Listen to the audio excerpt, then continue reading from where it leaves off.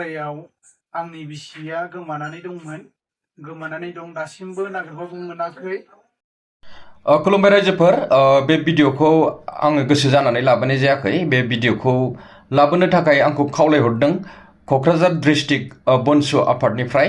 दा बिथांमोननिसिम बे माने जाथायनि सायावहाय बा बे जाथाय एबा बे मानसि गोमानाय नङा होमबा, सासे आइजो गोमादों, बर' आइजो, बिथांनि मुङानो जाहैबाय रसिना बसुमतारी। दा बेखौ मोनफिननो थाखाय बिथांमोननिसिम गसर गाबैदों होननानै आंनिसिम फोरमायहरदों। दा बेनिखायनो बिथांमोनहा बे भिडिअखौ लाबोनो थाखाय आंखौ खावलायहरनायलाय आं बे भिडिअखौ दिनै रायजो राजाफोरनि गेजेराव ससियेल मिडियायावहाय लाबोनाय जाबाय नोंथांमोन। दा नोंथांमोनहा जेसेनो हायो एसेनो बे भिडिअखौ शेयार खालामनानै होदो, जाहाथे बे गोमानाय आइजोखौ जों मोनफिननो। आंनि मुङा जोंसार हाज'वारी। आं क'क्राझार डिस्ट्रिक्टनि सिङाव थानाय उल्थापानि ओनसोलनि ब्रह्मपुर गामियाव आंनि न'आ। थांनाय सुनिबार बारायाव आंनि बिसिया गोमानानै दं दासिमबो नागिरबाबो मोनाखै। बेखौ सोरबाफोर नुबाय बायोब्ला अननानै खोन्थाहरबानो जाबाय। कन्टेक्ट नाम्बार होदों। बिनि मुङा रसना बसुमतारी बुङो। बिनि बिमा बिफानि गामिनि नामा हग्राजुलि खासिबारि होनो।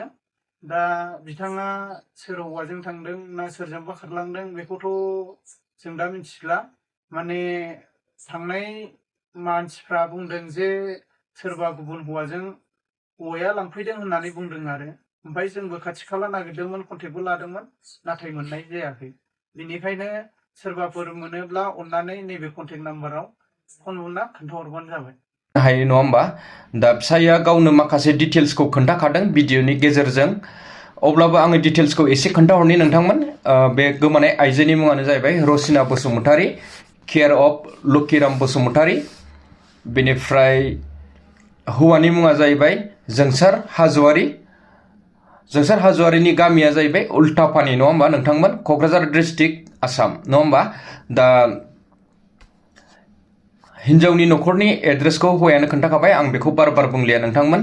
दा आं बेखौनो खावलायगोन रायजो राजाफोरखौ, नोंथांमोनहा बबेबाफोर जायगायाव जुदि नुसनोब्ला बे रसिना बसुमतारीखौ नोंथांमोनहा अननानै, आङो स्क्रिनाव नाम्बार होगोन, बे स्क्रिनाव नाम्बार होनायाव नोंथांमोनहा कन्टेक्ट खालामनानै खोन्थाहरबानो जाबाय। आरो नङाबा आंनिसिमबो नोंथांमोनहा खिन्थाहरनो हागोन। आरो नङाब्ला नोंथांमोनहा नैबे बिथांमोननोबो खोन्थाहरनो हागोन, क'क्राझार डिस्ट्रिक्ट बनसु आफादनि दैदेनगिरि बिथांमोननिसिमबो नोंथांमोनहा डिटेल्स बबेहायबाफोर मोनोबा खोन्थाहरनो हागोन। आं बेखौनो खावलायबाय, नोंथांमोनहा बयबो एसे मदद होलायदो। दा सन्देह खालामदों सोरजोंबा थांदों होननानै नङा होमबा, आरो बुंजोबनोबो हायाखै। फिसाया गाव क्लियारलि भिडिअआव फोरमायखाबाय नङा होमबा। गोमानाय डेटखौ आं खोन्थानि 18 जुन 2026 हा नोंथांमोन लिरनानै हरदों आंनो। बिथांमोनहा 18 तारिख जुन 2026 इं अक्ट'खालि बे आइजोआ बेंगलरनिफ्राय गोमादों हो नोंथांमोन। गामिनिफ्राय गोमायाखै, बेंगलरनिफ्रायनो गोमादों।